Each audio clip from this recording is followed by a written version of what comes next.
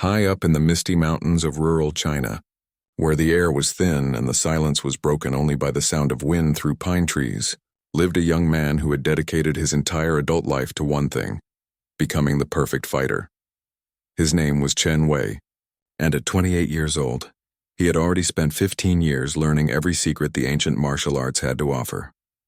Every morning before dawn, while the rest of his small village was still sleeping, Chen would climb to a flat rock outcropping that overlooked the valley below. There, with only the stars as his witnesses, he would practice his forms. His movements were like water flowing over stones, smooth, powerful, and absolutely precise. Each punch could split a wooden board in half. Each kick could send a grown man flying backward. But Chen wasn't interested in showing off or hurting people. For him, martial arts was about discipline, respect, and protecting those who couldn't protect themselves. The villagers all knew Chen as the quiet young man who helped fix their roofs when storms damaged them, who carried heavy bags of rice for the elderly, and who never once raised his voice in anger. But they also knew something else about him. He had never lost a fight, not once. Not in 15 years. Local fighters would sometimes come to the village, thinking they could make a name for themselves by defeating the mountain warrior they'd heard stories about. Chen never wanted to fight them, but sometimes he had no choice. When someone challenged him in front of the whole village, refusing would bring shame to his teacher's memory and to the ancient traditions he had sworn to uphold. Every single challenger left the village with a new respect for martial arts and a clear understanding that true strength comes from years of patient practice, not from being loud or aggressive. Chen would defeat them quickly and cleanly, never causing unnecessary pain or humiliation. Then he would help them to their feet, bow respectfully, and invite them to share tea with him. This peaceful life suited Chen perfectly. He lived in a small house that his grandfather had built with his own hands. He grew his own vegetables, meditated by a stream that ran behind his home, and spent his evenings reading ancient books about martial arts philosophy. He thought he would live this way forever, but life has a way of changing everything in an instant.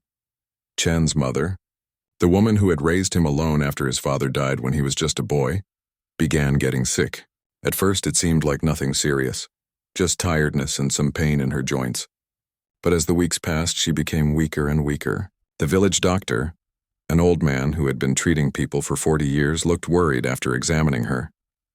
"Chen," the doctor said, pulling him aside after one visit, "your mother needs treatment that I cannot provide here in the village.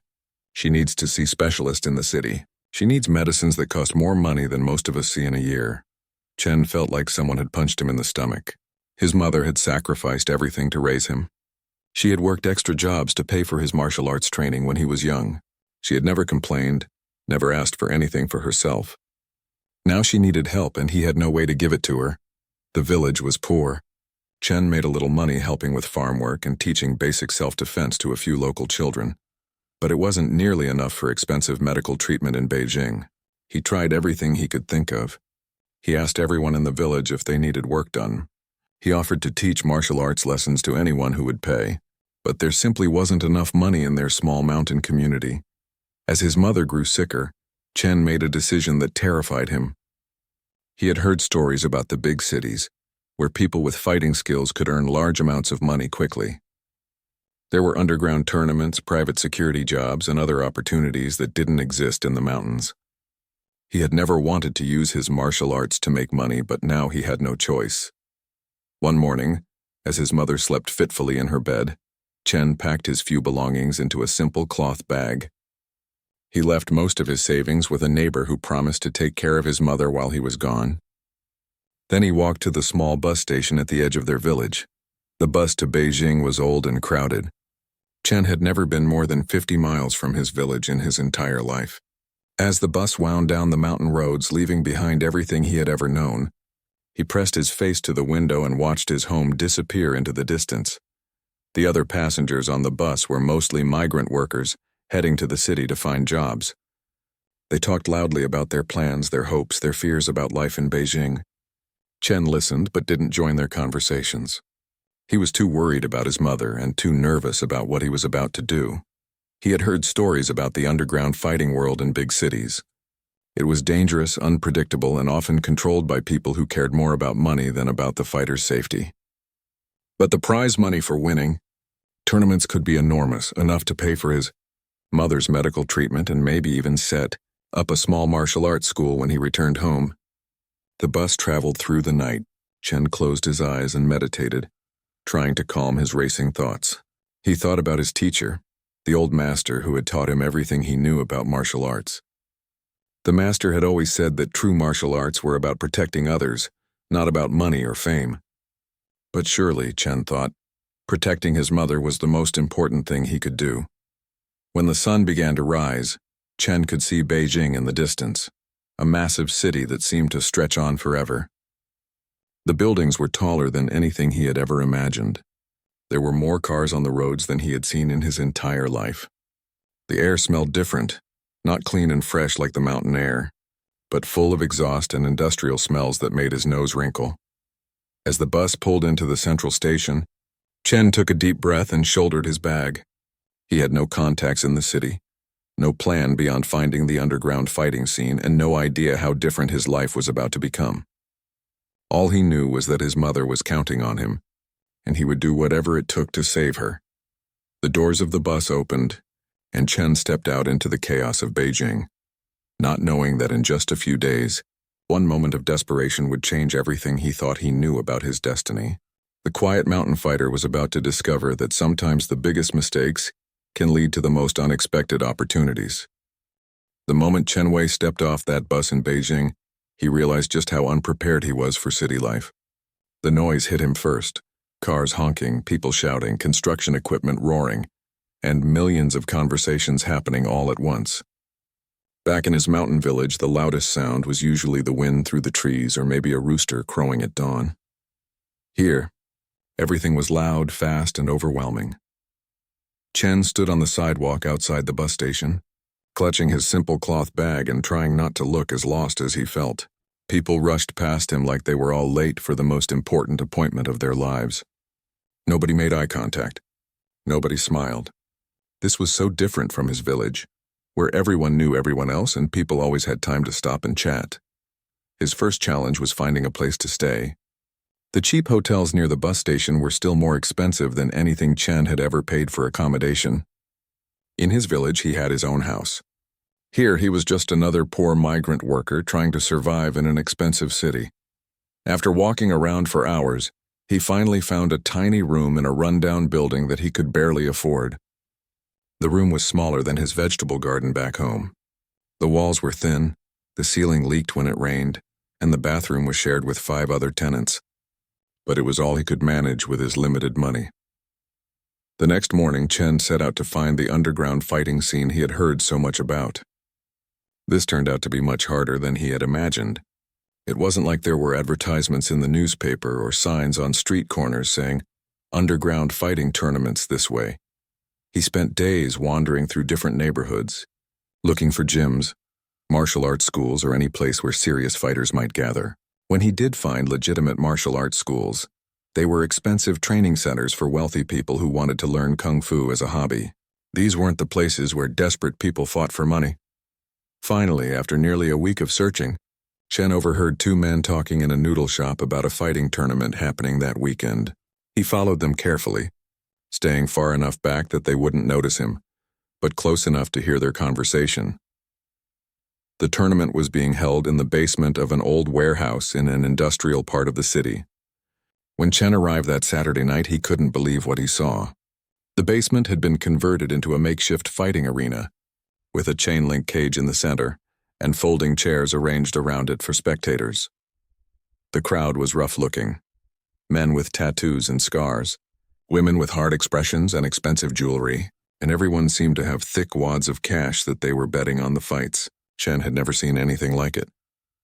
He approached the man who seemed to be organizing the event, a heavy-set guy with gold teeth who was collecting entry fees from the fighters. When Chen asked about joining the tournament, the man looked him up and down and laughed.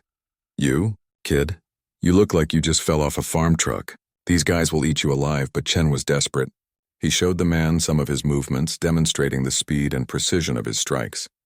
The organizer's expression changed from amusement to interest. "All right, farm boy. Entry fee is 200 yuan. If you win your first fight, you get 400. Win the whole tournament and you take home 5,000. 5,000 yen was more money than Chen had ever seen at one time. It would be enough to get his mother started on her medical treatment. He paid the entry fee, even though it was money he couldn't really afford to lose. His first opponent was a street fighter from Shanghai who had gold caps on his teeth and arms covered in tattoos. The man was bigger than Chen and looked like he had been in hundreds of fights. When the bell rang, he rushed forward like an angry bull, throwing wild punches and trying to overpower Chen through sheer aggression. It was over in 30 seconds. Chen used the man's own momentum against him, redirecting his charge and using a pressure point technique to temporarily paralyze his opponent's legs. The big man collapsed to the mat, conscious but unable to stand up. The crowd went silent for a moment, then erupted in surprised cheers and boos. Chen won his second fight even faster, and his third fight was against a former professional boxer who had fallen on hard times. Each victory was clean, efficient, and demonstrated the superiority of his training over the crude brawling styles of most underground fighters. But when it came time to collect his prize money, Chen discovered his first hard lesson about the underground fighting world. The organizer handed him an envelope that contained only half of what he had been promised.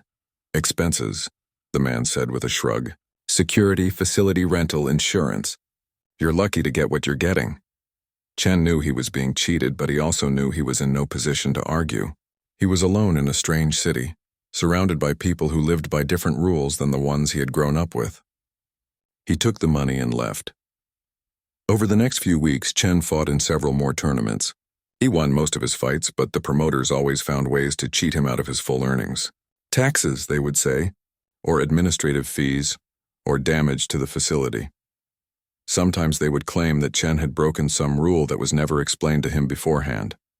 The worst part was that even when he did get paid, the money disappeared quickly. City living was expensive. Food, rent, transportation, and other basic necessities cost far more than they did in his mountain village. What seemed like good prize money at first was barely enough to survive on, let alone save up for his mother's medical bills. Chen called his mother every few days from a payphone near his boarding house. She always tried to sound strong and positive, but he could hear that she was getting weaker. The neighbor who was taking care of her told him privately that they needed to get her to a hospital soon. The pressure was enormous. Every day that passed was another day his mother suffered. Every tournament that didn't pay what was promised was another setback. Chen found himself staying awake at night, staring at the water stains on his ceiling and wondering if he had made a terrible mistake by coming to Beijing. One evening, as he was walking home from another disappointing tournament, where he had been cheated out of half his winnings, Chen overheard two fighters talking about a different kind of opportunity. They mentioned something about an exhibition match with much higher stakes, enough money to solve all his problems at once. The catch was that it was being held in a much more upscale part of the city, near some government buildings. The exact details were vague, but the prize money they mentioned made Chen's heart race with hope and fear. As he lay in his narrow bed that night, listening to the sounds of the city that never seemed to sleep, Chen made a decision. He would find out more about this high-stakes exhibition match. He was running out of time, running out of money, and running out of options. His mother needed him to succeed, and he was willing to take bigger risks to make that happen. What he didn't know was that this decision would lead him to a confrontation that would change his life in ways he never could have imagined. Sometimes when we're desperate, we make choices that seem logical at the time, but end up taking us down paths we never intended to travel. Chen Wei spent the next 2 days trying to find out more about the mysterious high-stakes exhibition match. The fighters who had mentioned it seemed to have disappeared, and nobody else he talked to knew anything about it. Just when he was starting to think it had been too good to be true, he got lucky. He was eating cheap noodles at a small restaurant when he overheard the owner talking on the phone. The man was speaking quietly, but Chen caught fragments of the conversation that made his heart jump. Something about foreign guests, security demonstration, and good money for the right fighter. When the restaurant owner hung up, Chen approached him carefully. In his mountain village, people were usually willing to help each other, but city people seemed more suspicious and guarded. Chen tried to look as harmless and respectful as possible.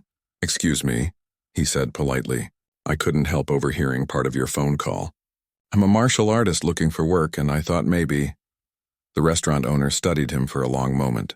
Chen was clean, polite, and obviously desperate, not like some of the rougher characters who frequented the underground fighting scene. "You any good?" the man asked bluntly. Chen demonstrated a few basic moves right there in the restaurant, careful not to knock anything over. His speed and precision were obvious even in the cramped space between tables. The restaurant owner nodded slowly. "My brother-in-law works security for private events.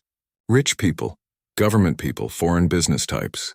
Sometimes they want entertainment, demonstrations of Chinese martial arts, that kind of thing. The pay is much better than those illegal basement fights you've probably been doing." Chen's pulse quickened. This sounded legitimate, legal, and potentially very profitable. "What would I need to do?" "Show up. Demonstrate some traditional fighting techniques, maybe spar with another martial artist for their entertainment. These people have money to burn, and they tip well if you put on a good show." The man wrote down an address on a napkin. "Tomorrow afternoon, 2 o'clock. Ask for Wong at the service entrance. Tell him David from the restaurant sent you." "And kid?" The man looked serious. "Dress better than you are now. These people expect a certain level of professionalism." That evening, Chen used some of his precious remaining money to buy a simple but clean outfit from a second-hand shop. He practiced his forms until late into the night, wanting to make sure his demonstration would be flawless. This felt like his big chance, a legitimate way to earn serious money without dealing with the corrupt promoters and dangerous crowds of the underground fighting world. The next day, Chen arrived at the address 30 minutes early. The building was impressive, modern glass and steel construction in an upscale part of Beijing that he had never visited before. There were well-dressed security guards at every entrance, and expensive cars parked along the street. Chen found the service entrance and asked for Wong. After a few minutes, a middle-aged man in a suit came to meet him. Wong looked Chen up and down, checking out his appearance and posture like he was evaluating a product. "David says you're good with martial arts," Wong said. "We need someone for a demonstration this afternoon. Important guest from overseas. They want to see authentic Chinese fighting techniques. You'll be sparring with another fighter. Nothing too rough, just enough to show skill and tradition. Pay is 3,000 yuan. 3,000 yuan. That was more than Chen had made in all his underground fights combined. He tried not to look too eager as he nodded his agreement. Wong led him through a series of corridors into a beautiful courtyard area behind the main building. The space was decorated with traditional Chinese gardens, carefully pruned trees, small bridges over koi ponds, and elegant stone pathways. Chen had never seen anything so beautiful and peaceful in the middle of a big city. "You'll be performing over there," Wong said, pointing to a large open area paved with smooth stones. "The guests will be watching from the covered terrace. Remember, this is a demonstration, not a real fight. Make it look authentic, but keep it safe. These are important people, and we can't have anyone getting seriously hurt." Chen nodded, but inside he was starting to feel nervous. Something about the setup seemed different from what the restaurant owner had described. There were a lot more security guards around than seemed necessary for a simple cultural demonstration. And some of the private security looked more like government agents than regular corporate guards. Wong left him alone in the courtyard to practice and get familiar with the space. Chen spent the next hour running through his forms, adjusting to the feel of the stone surface under his feet and getting a sense for the acoustics of the space. His movements were fluid and powerful. 15 years of mountain training had given him skills that few urban fighters could match. As the afternoon wore on, Chen began to notice more and more activity around the building. Black cars with tinted windows pulled up regularly. Men in expensive suits and women in elegant dresses walk through the main entrance. He could hear multiple languages being spoken. English, what sounded like German, and others he didn't recognize. But his opponent for the demonstration never showed up. 2 o'clock came and went. Then 2:30. At 3 o'clock, Chen found Wong again and asked what was happening. "Change of plans," Wong said, looking stressed and distracted. "The other fighter got sick. We're going to have to cancel your demonstration." Chen felt his heart sink. "What about my payment? I came here, I prepared, I gave up other opportunities for today." Wong barely looked at him. "Sorry, kid. No demonstration, no pay. That's how these things work." Chen stood in that beautiful courtyard watching Wong hurry away to deal with other responsibilities and felt a familiar anger building in his chest. Once again, he was being cheated out of money he desperately needed. Once again, someone with power was taking advantage of someone without it. But this time was different. This time he wasn't in some underground basement surrounded by criminals and thugs. This time he was in a legitimate setting, being treated unfairly by people who should have known better. Chen decided he wasn't going to leave empty-handed. If they wouldn't pay him for a demonstration, maybe he could at least practice his forms in this beautiful space for a while. The stone courtyard was perfect for martial arts training, much better than the cramped room where he was staying. He began moving through his routine, starting with basic warm-up exercises and gradually building to more complex techniques. His movements were sharp, precise, and powerful. Each punch cut through the air with a sound like a whip cracking. Each kick was perfectly balanced and controlled. Chen lost himself in the rhythm of his training, forgetting for a moment about his sick mother, his money problems, and his frustration with the way he'd been treated. For those few minutes, he was back in the mountains practicing on his favorite rock outcropping, with only the wind and the trees as his audience. What he didn't realize was that he did have an audience. His powerful movements and intense focus were being observed by people who were trained to notice potential threats. Security personnel stationed around the building were watching this unknown young man practice what looked like very serious combat techniques just meters away from where important foreign dignitaries were having their meeting. To Chen, he was just practicing. To the security team, he looked like a possible threat who was casing the building and demonstrating his capability to cause serious harm. The stage was being set for a confrontation that would change everything. Chen's innocent training session was about to be misinterpreted in the worst possible way, leading to a split-second decision that would alter the course of his entire life. Chen Wei was completely absorbed in his training routine when he heard footsteps approaching across the stone courtyard. He finished the movement he was practicing, a complex spinning kick that required perfect balance and timing, and turned to see who was coming. A man in a dark uniform was walking toward him with quick, determined steps. The uniform was different from the regular security guards Chen had seen earlier. This one had more patches, more equipment on his belt, and carried himself with the rigid posture of someone used to being obeyed without question. Chen could tell immediately that this man was trained in combat. Not martial arts like his own training, but military or police techniques. The way he moved, the way he held his shoulders, the way his eyes constantly scanned the environment. Everything about him screamed professional security. "You need to leave this area immediately," the guard said in Mandarin, but his accent was different from the local Beijing dialect Chen was used to hearing. This man was from somewhere else, probably assigned to special duty because of the important guests in the building. Chen bowed politely, the way his teacher had taught him to show respect to authority figures. "I'm sorry for any confusion. I was hired to give a martial arts demonstration here today, but it was canceled. I was just practicing while I waited to speak with the organizer again." The guard's expression didn't soften at all. If anything, he looked more suspicious. "What organizer? Who hired you? Show me your identification and authorization to be in this restricted area." Chen's stomach dropped. He realized he had never gotten any official paperwork or passes. Wang had just told him to show up and demonstrate his skills.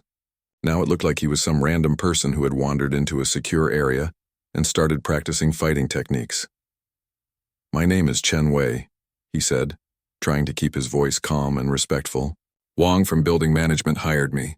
I can find him and have him verify." "Stay where you are," the guard interrupted, holding up one hand while reaching for his radio with the other. "Don't move until I sort this out." Chen stood perfectly still while the guard spoke rapidly into his radio, in a language Chen didn't understand.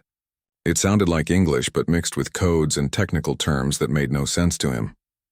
What he could understand from the guard's tone was that this was becoming a serious situation very quickly. After a minute of radio conversation, the guard's demeanor became even more tense.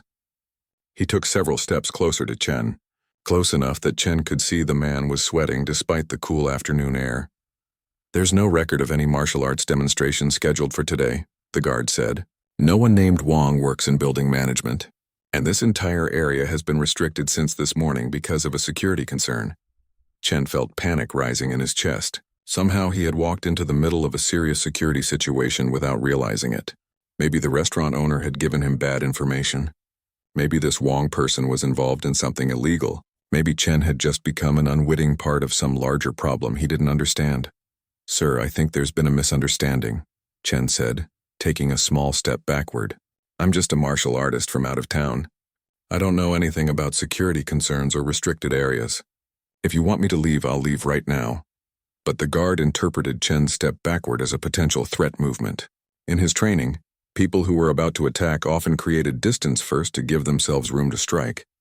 The guard's hand moved instinctively toward his weapon. "I said, don't move," the guard shouted, much louder than before. The shout echoed across the stone courtyard, and Chen could see other security personnel starting to move in their direction from different parts of the building. This was escalating in exactly the way he had hoped to avoid. Chen raised both hands in a peaceful gesture, palms open and visible. "Please, sir, I'm not trying to cause any trouble. I'm just trying to earn money to pay for my mother's medical treatment. I was told there was work here today." But the guard was no longer listening to explanations. His training had taken over, and he was now treating Chen as a potential threat who needed to be neutralized quickly and efficiently. The guard stepped forward aggressively, reaching for the restraints on his belt. "Turn around and put your hands behind your back.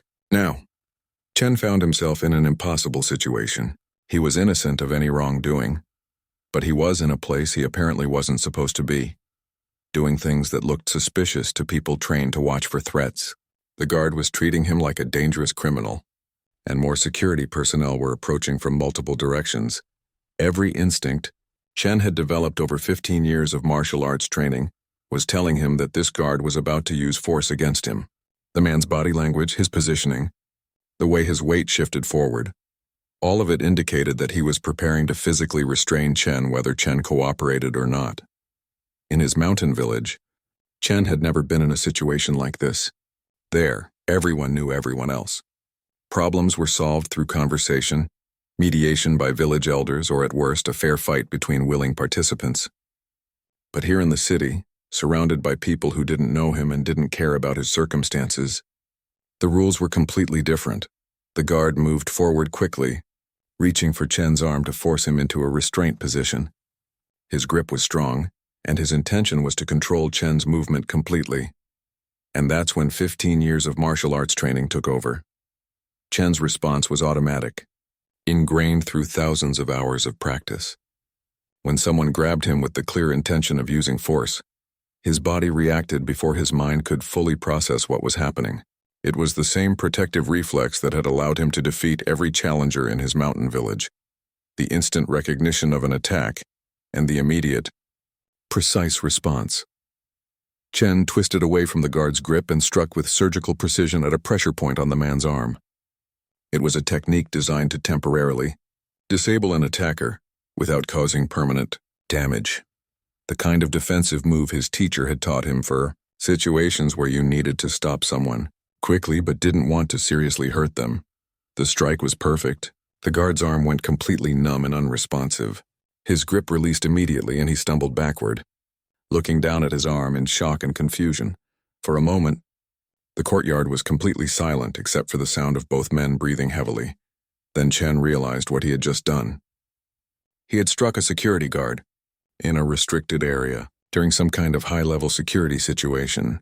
His attempt to defend himself had just made everything infinitely worse. The guard was staring at his paralyzed arm, trying to move fingers that no longer responded to his commands. Other security personnel were shouting and running toward them. And Chen Wei, the quiet mountain fighter who had only wanted to earn money to save his mother's life, understood that his world had just changed forever.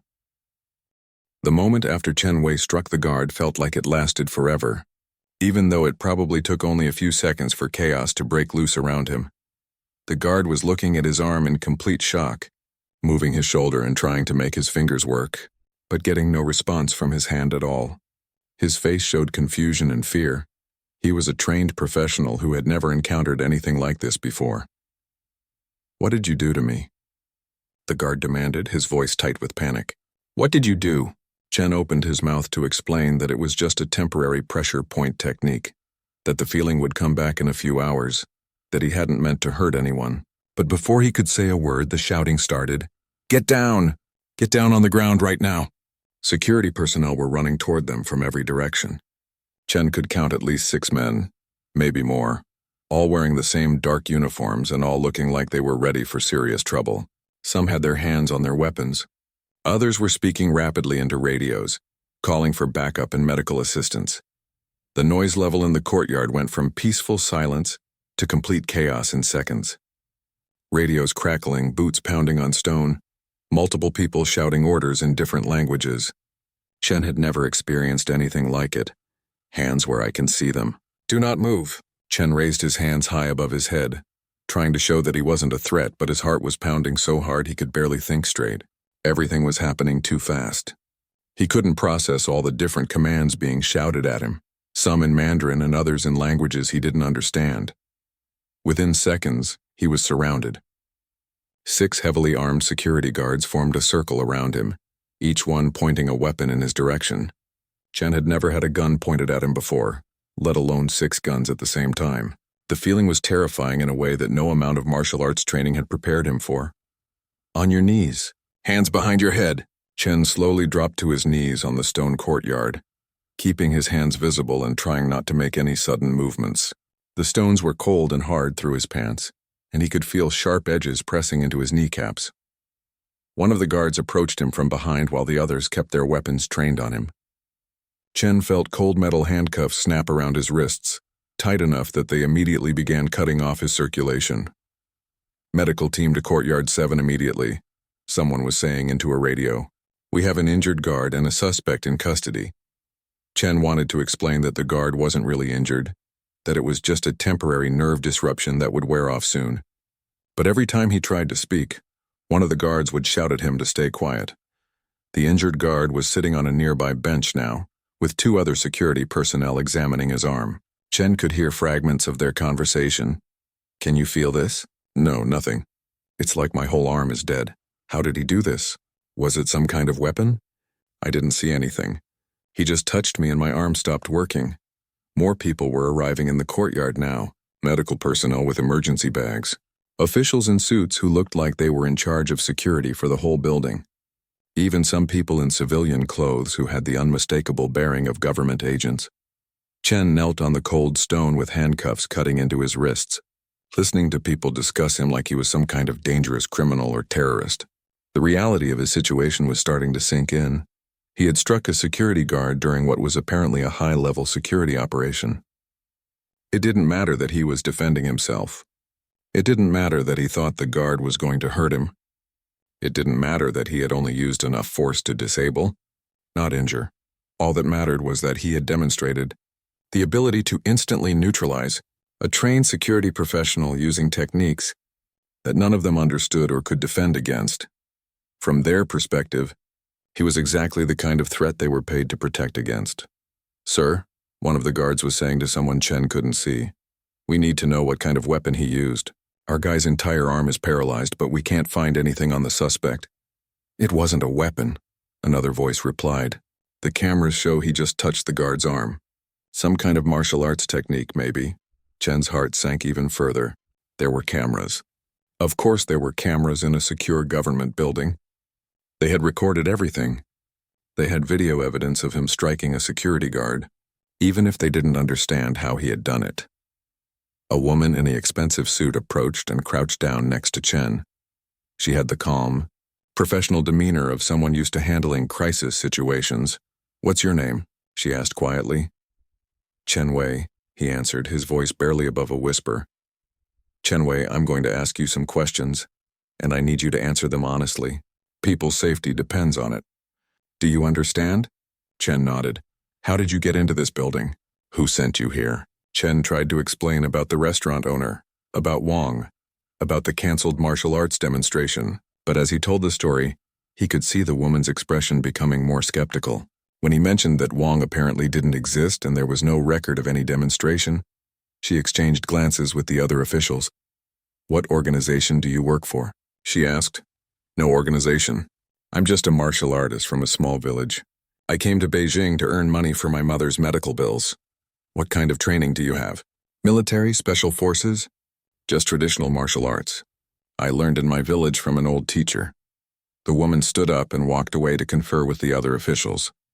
Chen could hear pieces of their conversation, and what he heard made his blood run, Colders aid an unknown subject with advanced combat. Training, able to disable trained personnel with unidentified. Techniques, possible intelligence. Operative, security breach during high-level diplomatic. Meetings.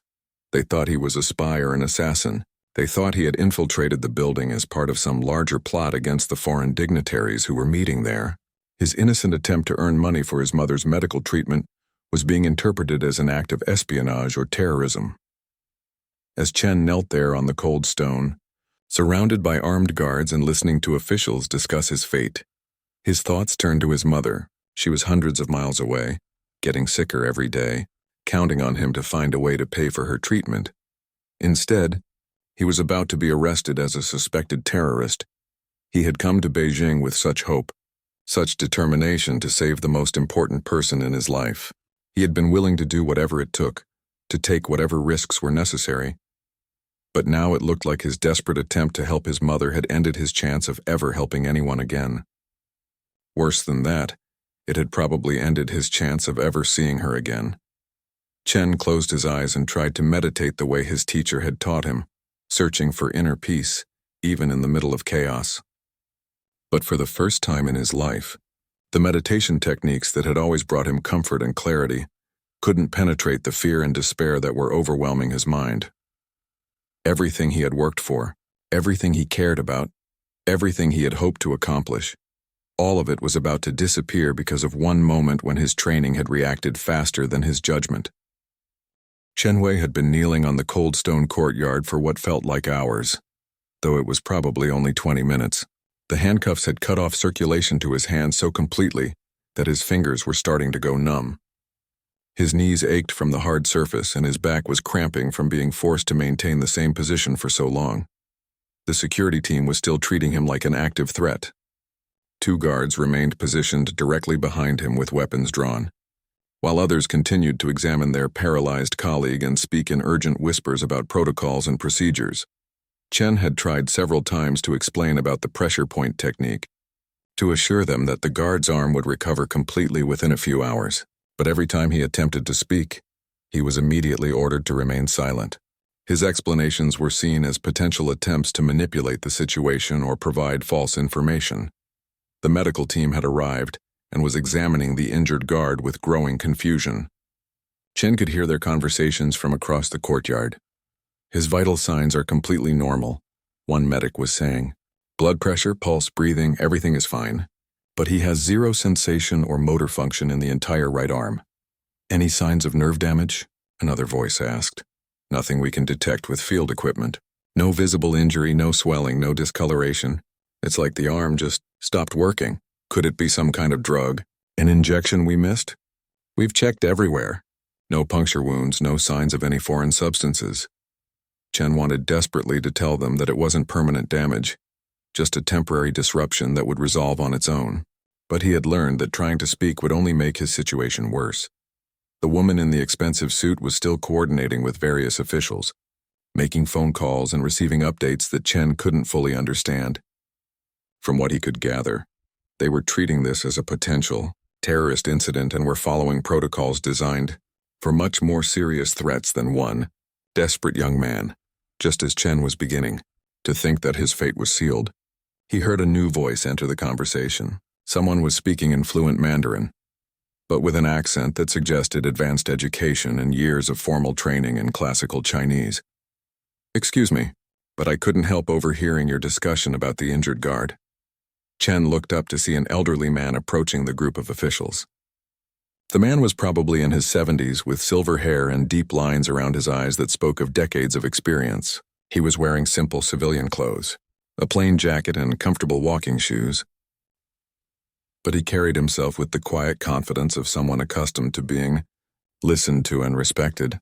The woman in the suit turned toward him, with a polite but firm expression. "Sir, this is a restricted area. I'm going to have to ask you to return to the main building." The elderly man nodded respectfully but didn't back away. "My name is Liu Zhao. I'm one of the cultural consultants for today's diplomatic meetings. I have been observing this situation from the upper terrace, and I believe I may be able to provide some insight into what happened here." Chen's heart jumped. Finally, Someone who might understand what had actually occurred. Someone who could explain that he wasn't a terrorist or an assassin, just a martial artist who had reacted defensively when he felt threatened. Liu Zhao approached the injured guard and asked permission to examine his arm. The medical team looked to their supervisors for guidance, and after a brief consultation, they allowed the elderly man to conduct his own assessment. Liu Zhao's examination was completely different from what the medics had been doing. Instead of checking for conventional signs of injury, he was testing specific points along the guard's arm, pressing gently with his fingertips and asking detailed questions about exactly what the guard could and couldn't feel. Interesting, Liu Zhao murmured after a few minutes. Very precise technique. Whoever did this has extensive knowledge of traditional pressure point applications. He straightened up and looked directly at Chen for the first time. Their eyes met across the courtyard, and Chen saw recognition in the older man's expression. You used the Wingate technique, didn't you? Liu Zhao said calmly. Combined with a minor dragon's claw pressure application to ensure complete but temporary nerve disruption. Chen's eyes widened in surprise. This elderly man had identified his exact technique just by examining the results. In all of Chen's years of training, he had met only his own teacher and one or two visiting masters who would have been able to do that. The security officials looked back and forth between Liu Zhao and Chen with growing confusion. Sir, the woman in the suit said, are you saying this was some kind of martial arts technique? Liu Zhao nodded. A very advanced one, actually. It requires years of specialized training to perform correctly, and more importantly, it's designed specifically to disable an opponent without causing any permanent harm. He walked over to where Chen was still kneeling and crouched down to examine him more closely. Chen could see intelligence and wisdom in the old man's eyes, along with something that looked like professional curiosity. Your posture suggests mountain-style training, Liu Zhao said quietly, speaking directly to Chen for the first time. Probably Wudang lineage, though I detect some Shaolin influences as well. Where did you study? A small village in the western mountains, Chen replied, hardly daring to hope that this conversation might lead to his situation improving. My teacher was Master Huang Feng. Liu Zhao's eyebrows rose in surprise. Huang Feng? The Huang Feng who studied under Master Wu before the war? Chen nodded. Yes, that was my teacher. Huang Feng was legendary, Liu Zhao said, speaking now to the security officials as well as to Chen. He was one of the last masters to learn the complete traditional system before it was nearly lost during the political upheavals of the mid-20th century. Liu Zhao stood and addressed the woman in the suit directly. This young man is not a terrorist or a spy. He's a traditionally trained martial artist who used a defensive technique when he felt threatened. The technique he employed is actually quite remarkable. It demonstrates a level of skill and restraint that very few people possess. The security team was listening, but Chen could see they were still skeptical. Advanced martial arts or not, he had still disabled one of their people during a high-security operation. Liu Zhao seemed to understand their concerns. Let me demonstrate something that might help clarify the situation, he said. He approached the injured guard and asked permission to attempt a treatment. If this young man is who I believe he is, a student of authentic traditional martial arts, then he would have been taught not only how to disrupt nerve function, but also how to restore it. Liu Zhao looked back at Chen. The restoration technique for Wingate disruption involves counter-pressure at 3 specific points, applied in the correct sequence. Is that not correct? Chen nodded eagerly. Yes, exactly. I wanted to tell them that, but no one would let me explain. Show us, Liu Zhao said simply. The security officials looked uncertain, but the injured guard was eager to try anything that might restore the use of his arm. After a brief discussion, they decided to allow Chen to attempt the restoration technique under careful supervision. 2 guards escorted Chen to where his victim was sitting. Chen's handcuffs were removed, though armed personnel remained ready to restrain him again at the first sign of trouble. Chen examined the guard's arm carefully, locating the exact pressure points he had affected earlier. Then, with the same precision he had used to cause the disruption, he applied gentle pressure to 3 specific points in a carefully timed sequence. The effect was almost immediate. The guard flexed his fingers experimentally, then moved his wrist, then his entire arm. Full sensation and motor control had been restored completely. Incredible, one of the medics said. We've never seen anything like that. The injured guard looked at his arm in amazement, then looked at Chen with an expression that was part confusion, part respect and part gratitude. Liu Zhao nodded with satisfaction. As I suspected, this young man possesses knowledge of a very ancient and very precise healing art. Such knowledge is not possessed by assassins or terrorists. It is only learned through years of dedicated study with a legitimate master. For the first time since this whole nightmare had begun, Chen dared to hope that maybe, just maybe, he wasn't going to spend the rest of his life in prison after all. After Chen successfully restored the guard's arm function, the entire atmosphere in the courtyard began to shift. The security personnel were still maintaining their professional vigilance, but the immediate sense of crisis had diminished significantly. The injured guard was flexing his fingers and rotating his wrist, clearly amazed that he had regained full use of his arm. Liu Zhao observed this transformation with the satisfied expression of someone who had just solved a puzzle that had been confusing everyone else. "Ladies and gentlemen," he said, addressing the assembled security officials, "I believe we need to have a more detailed conversation about what just occurred here, and more importantly, about the opportunity that has presented itself." The woman in the expensive suit looked skeptical but curious. "What do you mean, opportunity?" Liu Zhao smiled and gestured toward Chen. "This young man possesses skills that are extraordinarily rare in the modern world. What you just witnessed, both the original technique and the restoration, represents knowledge that has been passed down through centuries, but is known to very few people today." He began walking slowly around the courtyard as he spoke, his hands clasped behind his back in the manner of someone giving a lecture. "For the past several years, our security services have been researching traditional Chinese martial arts techniques for potential applications in modern defense training. We've been trying to understand how ancient masters could disable opponents so effectively without causing permanent damage." Chen listened in growing surprise. This elderly man seemed to know a great deal about government security programs. Liu Zhao continued, "The problem we've encountered is that most of the people who claim to know these techniques are either frauds or possess only partial knowledge. True masters of the traditional arts are incredibly difficult to find." He stopped walking and looked directly at Chen. "Until now." The security officials exchanged glances. The woman in the suit spoke for the group. "Mr. Liu, are you suggesting that this situation is somehow related to your research programs?" Liu Zhao nodded. "I'm suggesting much more than that. I'm suggesting that what happened here today may be exactly the breakthrough we've been looking for." He approached Chen and asked quietly, "Young man, why did you come to Beijing? What brought you so far from your mountain village?" Chen hesitated, unsure whether he should reveal personal information in front of all these officials, but Liu Zhao had just potentially saved him from being arrested as a terrorist, so he decided to be honest. "My mother is very sick," Chen said. "She needs expensive medical treatment that we can't afford in our village. I came to the city to try to earn money through martial arts competitions." Liu Zhao's expression softened with sympathy.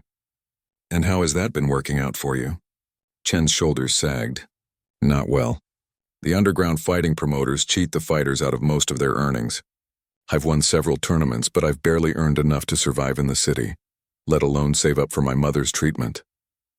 Liu Zhao turned back to the security officials. "This young man represents exactly the kind of authentic traditional knowledge that our programs have been seeking. His skills are demonstrably real, his character appears to be honorable, and his personal circumstances make him an ideal candidate for the kind of position we've been trying to fill." The woman in the suit looked intrigued but cautious. "What position is that exactly?" Liu Zhao straightened up and suddenly seemed much more formal and official than he had appeared just moments before. "My full name is Liu Zhao, and I serve as Director of Traditional Combat Research for the Ministry of Public Security. For the past 3 years, I have been tasked with developing training programs that incorporate authentic traditional Chinese martial arts techniques into modern security and law enforcement protocols." Chen's eyes widened. This elderly man wasn't just a cultural consultant. He was a high-ranking government official involved in military and security research. Liu Zhao continued, "We've been looking for someone with genuine traditional skills who could serve as both an instructor and a research partner. Someone who could teach our personnel these ancient techniques while also helping us understand how they might be adapted for contemporary applications. He gestured toward the guard whose arm had been temporarily paralyzed. What this young man demonstrated today, the ability to instantly disable a trained security professional and then restore full function without any lasting harm, is exactly the kind of capability we want our people to possess, and the security officials were listening intently now. This was no longer a discussion about whether Chen was a threat. It was becoming a conversation about whether he might be an asset. The position would be a formal government appointment, Liu Zhao explained. Full salary, benefits, housing allowance, and access to medical care through the government health system. Chen's heart began to race. Government medical care would mean his mother could receive treatment immediately, with costs covered by his employment benefits. But he was afraid to get his hopes up too high. This seemed too good to be true after everything that had gone wrong. Sir, Chen said carefully, I appreciate what you're saying, but I'm just a village martial artist. I don't have any formal education or credentials. I've never worked for the government or taught anyone except a few children back home. Liu Zhao waved dismissively. Credentials are meaningless when dealing with traditional arts. What matters is authentic knowledge and genuine skill. You've just demonstrated both. He turned to the woman in the suit. Director Wang, I believe we should expedite the security clearance process for Mr. Chen.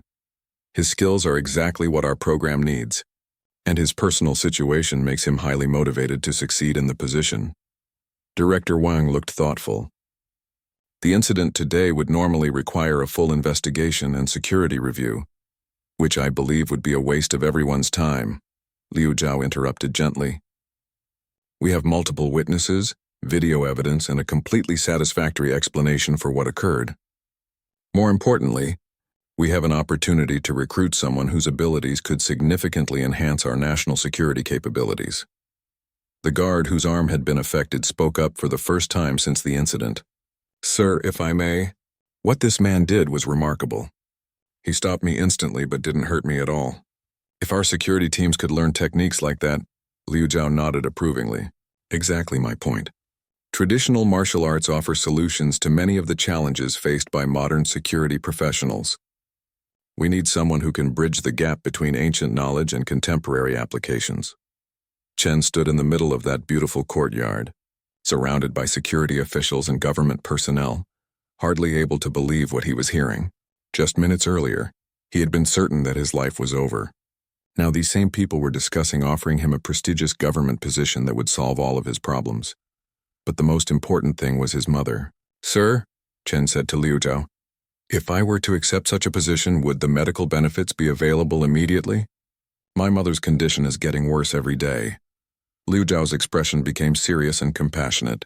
Mr. Chen, if you accept this position, your mother will be transferred to the best hospital in Beijing within 24 hours. She will receive care from the finest doctors in the country, and all costs will be covered by your government benefits package. For the first time in months, Chen felt tears of relief starting to form in his eyes. His desperate gamble to come to Beijing, all the hardships and disappointments he had endured, the terrible moment when he thought he had destroyed his future, all of it had led to this impossible opportunity. Sometimes the worst mistakes can become the best opportunities, but only if the right person is there to recognize what's really happening.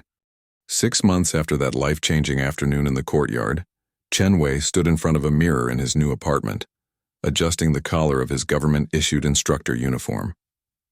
The apartment was larger than his entire family home back in the mountains, with running water, electricity, central heating, and a view of Beijing that still amazed him every morning. But the most important change wasn't his living situation. It was the phone call he had received the night before. Chen, his mother had said, her voice stronger and clearer than it had been in over a year. The doctors say I can come home next week. They say I'm completely healthy now. Chen had sat down hard on his couch, overwhelmed with relief and gratitude. 6 months of treatment at Beijing's top hospital had not only saved his mother's life but restored her to better health than she had enjoyed in years. The specialist had identified and treated conditions she had been suffering from for decades without realizing it. Now, as he prepared for another day of training government security personnel, Chen reflected on how dramatically his life had changed. The position that Liu Zhao had offered him had turned out to be even better than he had dared to hope. As director of traditional combat applications, Chen worked with elite security teams, police tactical units, and even some military special forces groups. His job was to teach them the ancient techniques that could disable opponents quickly and safely, exactly the skills that had gotten him into trouble that first day. But the work was about much more than just fighting techniques. Chen found himself serving as a bridge between old and new, helping modern security professionals understand the philosophy and discipline that made traditional martial arts so effective. The training center where he worked was a perfect example of this fusion. It was a state-of-the-art facility with the latest equipment and technology, but Chen had convinced the administrators to also include a traditional courtyard, garden where students could practice meditation and forms in a more peaceful setting. His first student had been the guard whose arm he had paralyzed, Officer Wang. After their initial confrontation, Wang had become fascinated by the precision and control that traditional techniques offered. He was now one of Chen's most advanced students and had been promoted to head of defensive tactics training for his entire unit. The thing about Chen's methods, Wang often told new recruits, is that they give you more options. Instead of just having to overpower someone or hurt them badly, you can stop them completely without causing permanent damage. It's better for everyone involved. The techniques Chen taught were becoming standard training for security personnel throughout the government. His pressure point methods were now part of the official curriculum for diplomatic protection services. His restraint techniques were being used by police departments in major cities across China.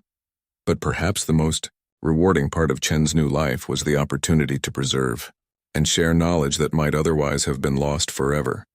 Liu Xiao had explained to him that many traditional martial arts masters had died during the political upheavals of the 20th century without fully passing on their knowledge. Entire fighting systems had disappeared when their last practitioners were unable to find qualified students.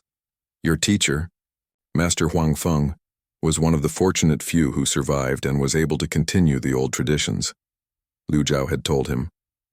By teaching these techniques to a new generation of practitioners, you're ensuring that this knowledge won't be lost again.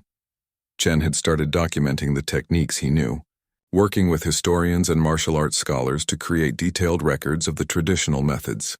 These records would be preserved in government archives and made available to approved researchers and instructors. He had also been given permission to establish a small traditional martial arts school on the grounds of the training center. On weekends, he taught classes for children and adults who were interested in learning the ancient arts for personal development rather than professional security applications. The school had quickly developed a waiting list. Parents brought their children to learn discipline and respect. Adults came to improve their physical fitness and mental focus. Some came just because they wanted to connect with traditional Chinese culture in an authentic way. Chen's teaching style was gentle but demanding, just as Master Huang Feng's had been. He emphasized that martial arts were primarily about self-improvement and protecting others, not about winning fights or intimidating people.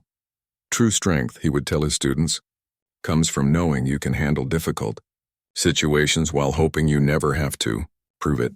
One of his weekend students was a 12-year-old girl whose parents had brought her to class because she was being bullied at school. After 6 months of training with Chen, she had developed enough confidence to stand up for herself without having to use physical techniques at all. The bullies had simply lost interest in targeting someone who no longer acted like a victim. Stories like this reminded Chen why his teacher had always insisted that the most important victories were the ones that didn't require fighting. Chen's success in his new position had also brought recognition and opportunities that he had never imagined.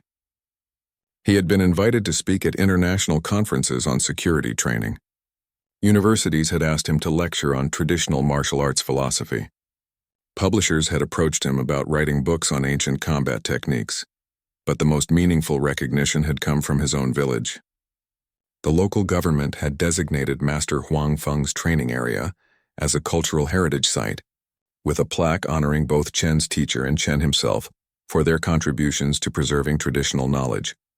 When Chen had returned to the village for the dedication ceremony, the entire community had turned out to celebrate.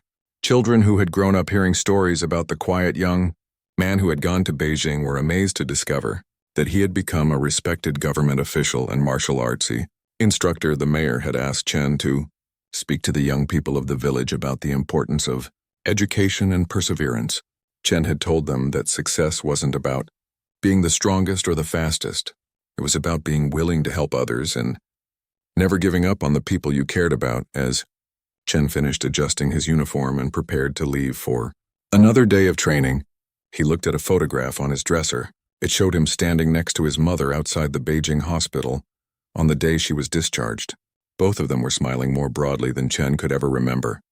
Next to that photograph was another picture, this one showing Chen with Liu Zhou and Officer Wang at the graduation ceremony for the first class of students to complete the traditional combat applications program. Liu Zhou had told Chen that day that his methods were already being adopted by security agencies in other countries who had heard about the program's success. Chen picked up his training bag and headed for the door, but paused for a moment to look out his window at the Beijing skyline. Somewhere out there were probably other young people facing desperate situations, making difficult choices, trying to find ways to help their families. He hoped that some of them would find their way to better opportunities, without having to go through the fear and confusion he had experienced. But he also knew that sometimes the most difficult moments in our lives turn out to be the ones that lead to the most important changes. As Chen walked to the training center, he thought about the lesson he would be teaching that morning. It was about defensive techniques, how to respond when you feel threatened, how to protect yourself and others without causing unnecessary harm, how to turn a dangerous situation into a safe one. It was a lesson he had learned the hard way in a courtyard 6 months ago, when a moment of panic had somehow led to the opportunity of a lifetime. Now he would pass that knowledge on to others, hoping they would use it wisely and never forget that true martial arts are always about helping people, not hurting them.